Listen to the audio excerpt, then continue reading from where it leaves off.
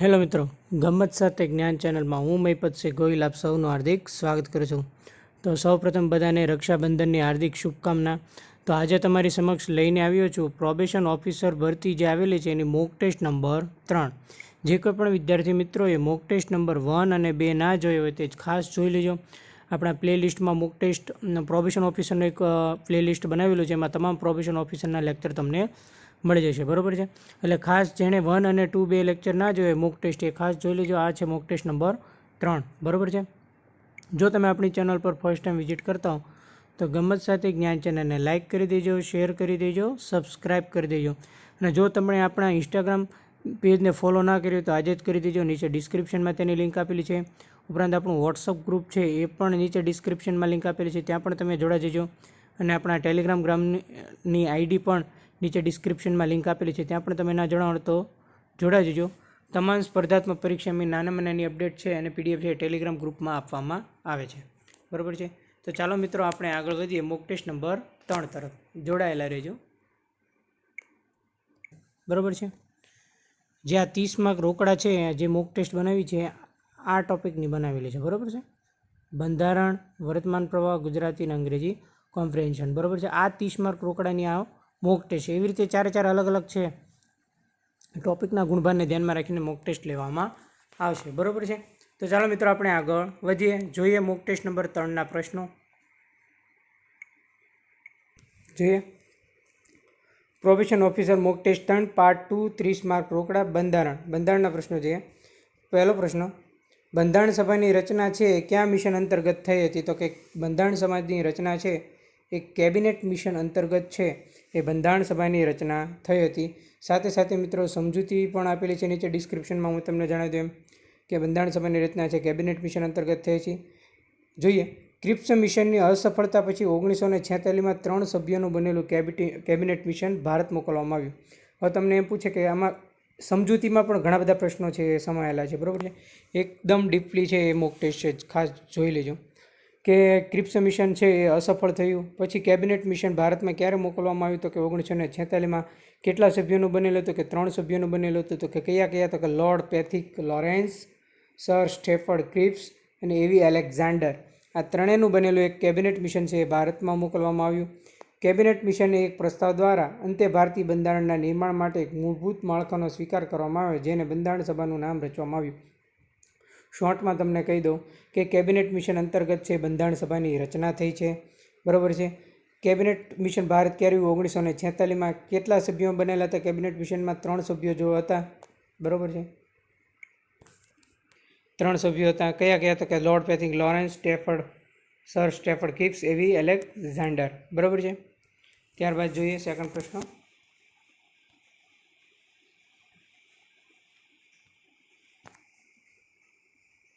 બંધારણ સભામાં કુલ કેટલી સીટો હતી?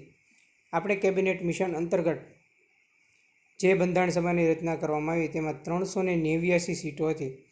એમાં 296 સીટ છે બ્રિટિશ શાસિત પ્રાંતો માટે અને 93 સીટ છે એ દેશી રજવાડા માટેની હતી. તેની ચૂંટણી જુલાઈ ઓગસ્ટ 1946માં થઈ હતી. બરાબર છે. જ્યારે બંધારણ સભાની રચના છે કેબિનેટ મિશન અંતર્ગત બરાબર રચવામાં આવી ત્યારે તેમાં 389 સભ્યો હતા, સભ્ય સીટ હતી. એમાંથી 296 સભ્ય સીટો છે એ બ્રિટિશ શાસિત જે બ્રિટિશરો હતા એના શાસિત જે પ્રાંતો હતા એના અંતર્ગતની હતી અને 93 છે એ દેશી રજવાડા માટેની હતી.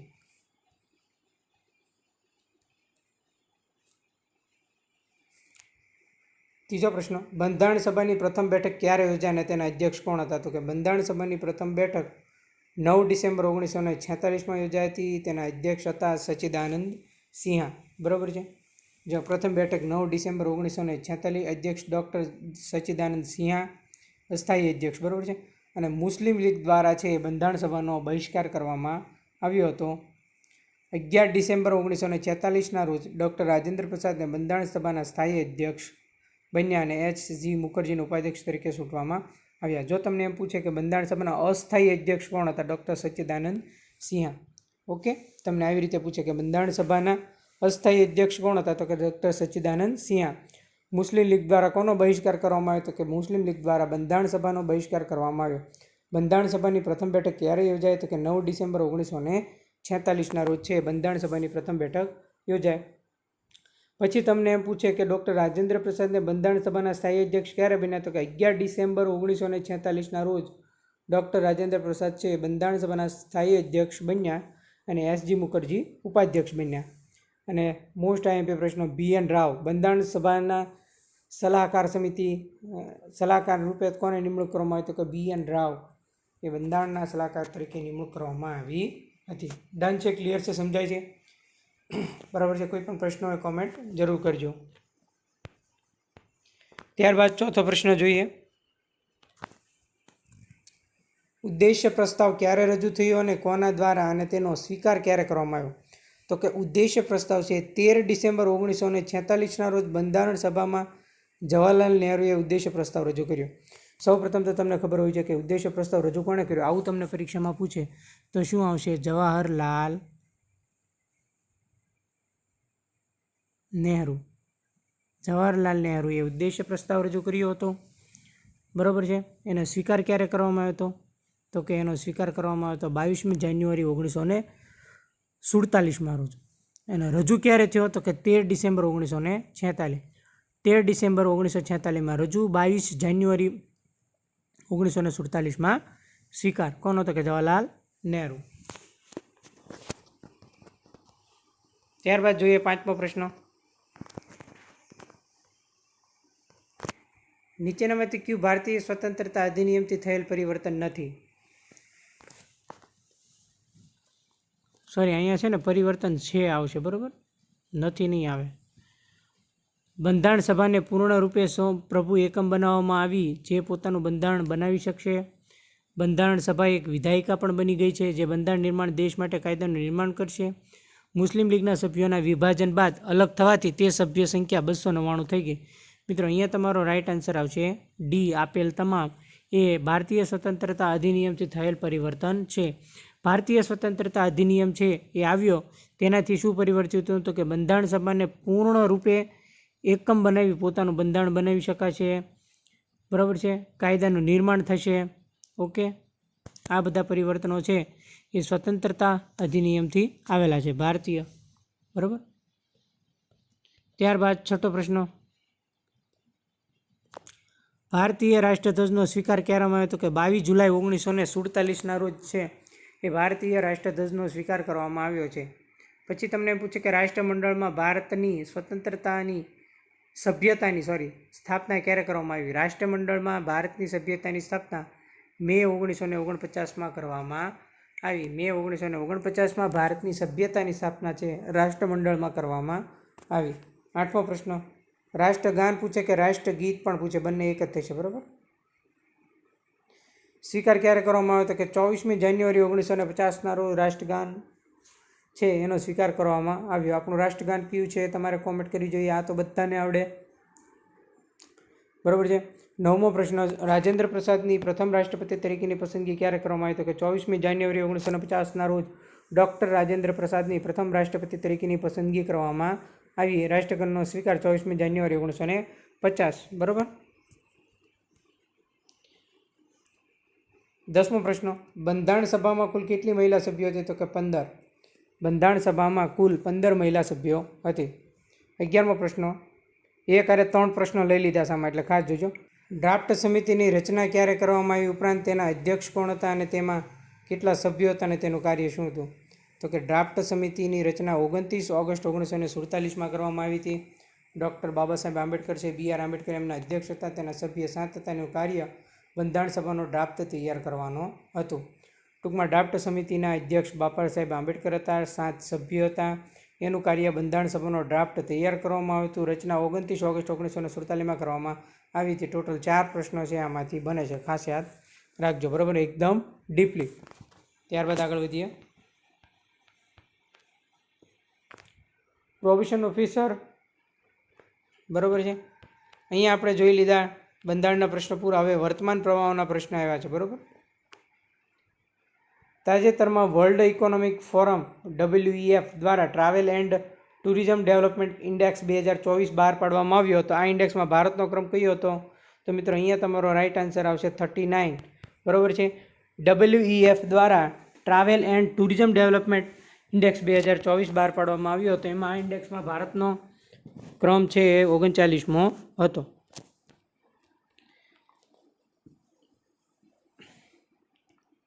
તાજેતરમાં તબીબી સેવાઓના મહાનિર્દેશક તરીકે નિયુક્ત થનાર પ્રથમ મહિલા કોણ બન્યું છે?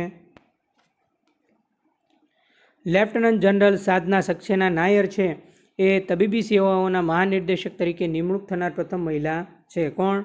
તો કે સાધના સક્સેના નાયર. સાધના સક્સેના નાયર.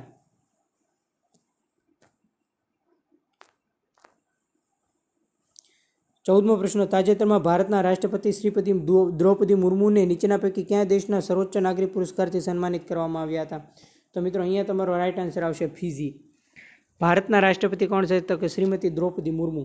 એને કયા દેશના સર્વોચ્ચ નાગરિક પુરસ્કારથી સન્માનિત કરવામાં આવ્યા છે તાજેતરમાં? તો કે ફિજી.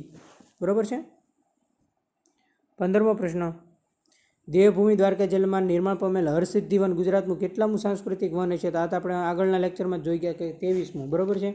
અહીંયા તમારો આન્સર આવશે સી, કે દેવભૂમિ દ્વારકા જિલ્લામાં નિર્માણ પામેલ હરસિદ્ધિ વન એ ગુજરાતનું 23મું સાંસ્કૃતિક વન હશે. 16મો પ્રશ્ન.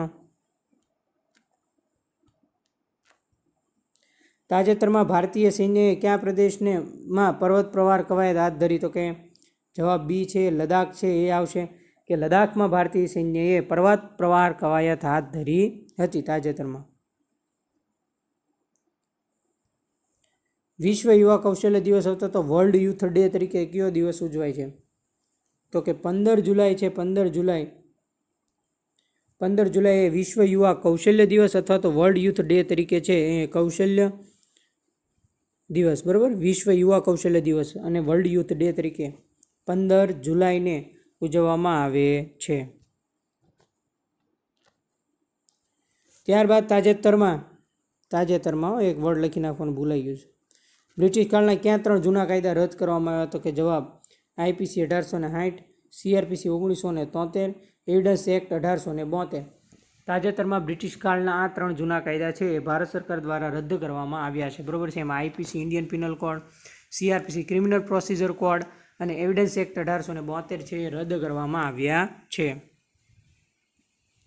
ત્યારબાદ 19મો પ્રશ્ન. બ્રિટિશ કાળમાં રદ થયેલા કાયદાના સ્થાને અમલી નવા કાયદા કયા કયા છે?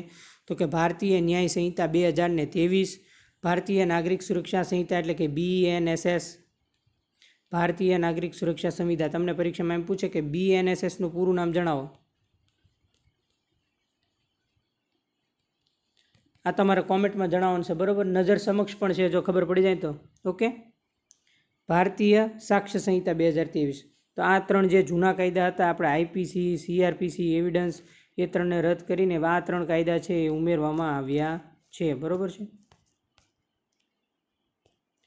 ભારતીય ન્યાય સંહિતાની કુલ કેટલી કલમો છે? તો કે 358. બરાબર છે. ભારતીય ન્યાય સંહિતાની કુલ 358 કલમો છે. અત્યારે અને 302ના બદલે 101 એટલે 302 આપણે મર્ડર માટે 302 હતી. બરાબર. મૃત્યુ માટે એ કઈ સેક્શન કરી છે? તો કે 101. અને ઠગાઈ અને છેતરપિંડીની સેક્શન છે એ 316 હતી જેને કરવામાં આવી છે 420. ડન છે? ક્લિયર છે? સમજાય છે બધાને? ઓકે. ચાલો મિત્રો આપણે આગળ વધીએ. હજી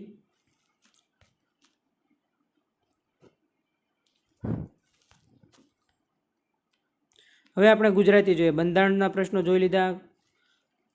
બરાબર છે. વર્તમાન પ્રવાહોના પ્રશ્નો જોઈ લીધા. હવે આપણે જોઈશું ગુજરાતીના. ગુજરાતી ગઝલના ગાલિબ તરીકે કોણ ઓળખાય છે? તો કે મરીજ છે. મરીજ એ ગુજરાતી ગઝલના ગાલિબ તરીકે ઓળખાય છે.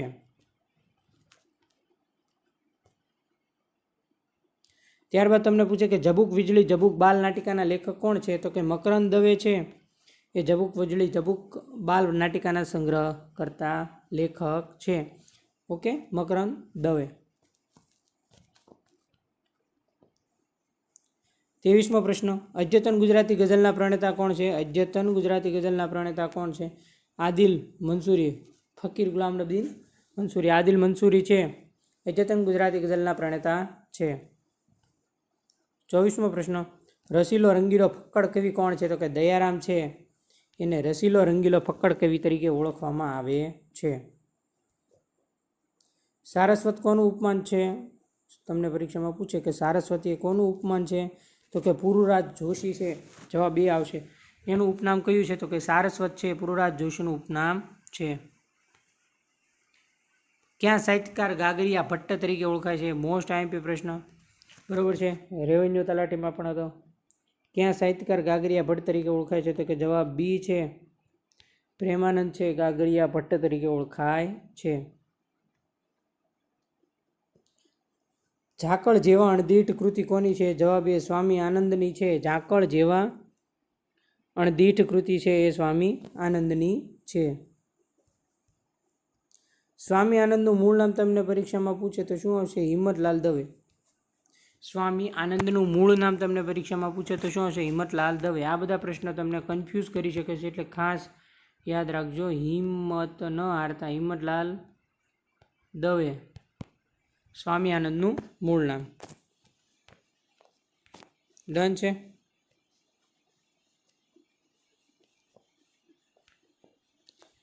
અલ્લક ઝલ્લક ઝાંઝર ઝલ્લક રઢિયાળો જમનાનો મલ્લક કૃતિ કોની છે? તો કે બાલમુકુંદ દવે છે, એની કૃતિ છે. અલ્લક ઝલ્લક ઝાંઝર ઝલ્લક છે. આ કૃતિ હું 5મા ધોરણ કે 6ઠ્ઠા ધોરણમાં આવે છે, મને ખૂબ ખાસ યાદ નથી રહ્યું. 5 થી 7માં કોઈ એક ધોરણમાં આવતી. હું જ્યારે ભણતો ને ત્યારે આવતી. અલ્લક ઝલ્લક ઝાંઝર ઝલ્લક રઢિયાળો જમનાનો મલ્લક, બાલમુકુંદ દવે. 30મો પ્રશ્ન, પોતાના ધર્માચરણના કારણે વિવિધ ધર્માનુયાયી કોણ કહેવાય છે? પોતાના ધર્માચરણના કારણે ભાલણ છે, ભાલણ. ભાલણ એને કોના પિતા તરીકે ઓળખવામાં આવે છે? કોમેન્ટમાં ધરાવજો. ભાલણને કોના પિતા તરીકે ઓળખવામાં આવે છે? કે જેને પોતાના ધર્મચરણના કારણે વિવિધ ધર્માનુયાયી કહેવાય છે, ભાલણ. બરાબર છે. 30 માર્કના પ્રશ્નો એ પાર્ટમાં આવે છે, બરાબર છે. 120 છે, પાર્ટ 2ની વાત છે, સોરી. એક મુખ્ય વિષયના છે, બાકીના 30 છે એની આ મોક ટેસ્ટ હતી, બરાબર છે. જો લેક્ચર સારો લાગ્યો હોય તો લાઇક, શેર અને સબસ્ક્રાઈબ જરૂર કરજો. બેલ બટન પર ક્લિક ફરજિયાત કરજો, જેથી જલ્દી નોટિફિકેશન લેક્ચરની તમે મળી જાય, બરાબર છે. જો આપણું ઇન્સ્ટાગ્રામ પેજ ફોલો ન કર્યું તો આજે જ કરી દેજો. ડિસ્ક્રિપ્શનમાં લિંક છે વોટ્સઅપની, એમાં પણ જોડાઈ જજો. ટેલિગ્રામનું ગ્રુપ છે, એમાં પણ જોડાઈ જજો. થેન્ક યુ મિત્રો, આભાર. મળીએ નેક્સ્ટ લેક્ચરમાં.